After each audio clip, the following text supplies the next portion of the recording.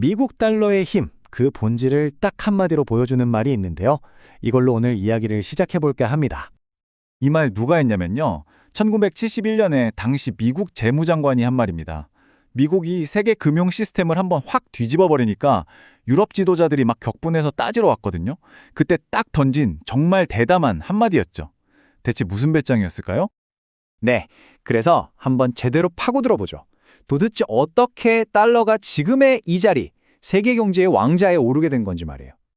모든 건 1944년 브레튼 우즈 체제에서 시작됐습니다. 이때 전 세계 통화가 금에 고정된 미국 달러에 딱 묶이게 된 거죠. 한마디로 달러가 세계 기축 통화가 된 거예요. 그런데 1971년에 닉슨 대통령이 갑자기 이제 달러 가져와도 금으로 안 바꿔줘 이렇게 선언해 버립니다. 이게 바로 닉슨 쇼크고요. 아까 그 코널리 장관의 발언이 바로 이 배경에서 나온 겁니다. 세계 경제가 금이라는 족쇄에서 풀려나는 정말 결정적인 순간이었죠. 자, 이렇게 왕이 된 달러 덕분에 미국은 엄청난 혜택을 누리게 됩니다. 이게 눈에 잘 보이지는 않지만 정말 막대한 이점들이거든요. 한번 살펴볼까요? 바로 과도한 특권이라는 건데요. 이 말 사실 한 프랑스 재무장관이 미국의 힘이 너무 세니까 약간 툴툴거리면서 처음 쓴 단어예요. 말 그대로 세계 기축 통화라는 그 지위 하나만으로 미국이 누리는 정말 말도 안 되는 특권들을 의미하는 거죠. 이게 그냥 뭐 지정학적인 용어에서 그치는 게 아닙니다. 우리 실생활에 직접적인 영향을 줘요. 전 세계가 달러를 원하니까 미국은 다른 나라보다 훨씬 싼 이자로 돈을 빌릴 수 있는 거예요. 이게 무슨 뜻이냐면 평범한 미국인들이 집 살 때 내는 모기지 금리나 자동차 할부 금리가 더 낮아진다는 얘기죠. 바로 이런 힘 덕분에 케네스 로고프라는 경제학자의 대고모 헨리에따가 이탈리아의 신발 공장을 세우겠다는 꿈을 이룰 수 있었던 겁니다. 보세요. 이게 바로 과도한 특권이 한 개인의 인생을 바꾸는 힘입니다. 물론 달러가 이렇게 군림하는 걸 모두가 그냥 보고만 있었던 건 아니에요. 그 왕좌를 뺏으려고 했던 도전자들이 줄을 섰었죠. 자, 그 도전자들의 행진 한번 따라가 볼까요? 그 첫 번째 주자 아주 강력했습니다. 바로 1980년대의 일본이었죠. 와, 그때만 해도 진짜 일본 경제는 아무도 못 막는다, 곧 미국을 추월할 거다 이런 분위기가 팽배했어요. 이 차트 한번 보세요. 당시 상황이 어땠는지 한눈에 보이죠? 1989년에는요, 일본 전체 주식시장의 가치가 미국을 넘어설 정도였어요. 정말 대단했죠, 그 기세가. 하지만 미국이 가만히 있지 않았습니다. 플라자 합의라는 걸 통해서 일본을 압박해서 엔화 가치를 억지로 끌어올리게 만들어요. 엔화가 2배나 비싸지니까 당연히 일본 수출품 가격 경쟁력이 뚝 떨어졌겠죠. 이게 일본 경제에 엄청난 타격을 줬습니다. 그리고 훗날 중국은 이 장면을 똑똑히 지켜보면서 우리는 절대 저렇게 당하지 않겠다고 다짐하게 되죠. 도전자는 일본뿐만이 아니었어요. 유로도 한때 시장 점유율 25%까지 치고 올라가면서 기세가 좋았는데 아시다시피 유로존 부채 위기 때문에 발목이 잡혔고요. 냉전 시대의 라이벌이었던 소련은 위협이 되기도 전에 무너져 버렸죠. 요즘 이야기 나오는 암호화폐는 아직은 좀 틈새 시장에 머물러 있고요. 결국 지금까지는 그 누구도 달러의 아성을 무너뜨리지 못했습니다.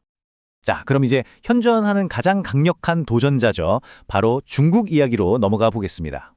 그런데 중국의 도전, 이게 사실은 좀 아슬아슬합니다. 왜냐하면 그 경제 성장의 중심에 아주 치명적인 약점이 있거든요. 바로 거대한 부동산 문제입니다. 이거 한번 보세요. 진짜 놀랍지 않나요? 1인당 평균 주거 면적을 보면요, 중국이 영국이나 프랑스보다 더 넓습니다.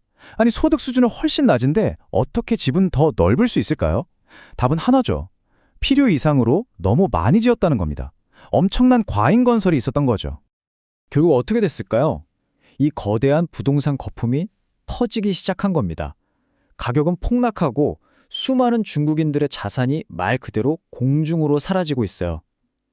이건 그냥 집값 떨어지는 문제가 아니라 중국 경제 전체와 세계를 향한 그들의 야망에 아주 심각한 타격을 주고 있는 겁니다. 자, 그런데 여기서 이야기의 흐름이 완전히 바뀝니다. 지금까지 외부의 도전자들을 다 물리쳤잖아요. 그런데 이제 달러의 가장 큰 위협은 바깥이 아니라 바로 미국 내부에서 나타나고 있다는 겁니다. 그러니까 위협의 성격이 달라진 거죠. 예전에는 일본, 유로, 중국 같은 외부의 경쟁자들이 문제였다면 이제는 미국의 국가부채나 정치적 갈등 같은 내부의 문제들이 달러를 위협하고 있는 겁니다. 그 첫 번째 내부의 적, 바로 어마어마한 국가 부채입니다. 지금 미국의 나라빚이 어느 정도냐면요. 다른 모든 선진국들의 빚을 다 합친 것보다도 많아요. 상상해 가시나요? 정말 엄청난 규모입니다. 그리고 두 번째 위협은 눈에 잘 띄진 않지만 어쩌면 더 치명적일 수 있습니다. 그건 바로 미국 중앙은행, 우리가 연준이라고 부르는 연방준비제도의 독립성이 흔들리고 있다는 점이에요. 연준의 독립성, 이게 왜 그렇게 중요할까요?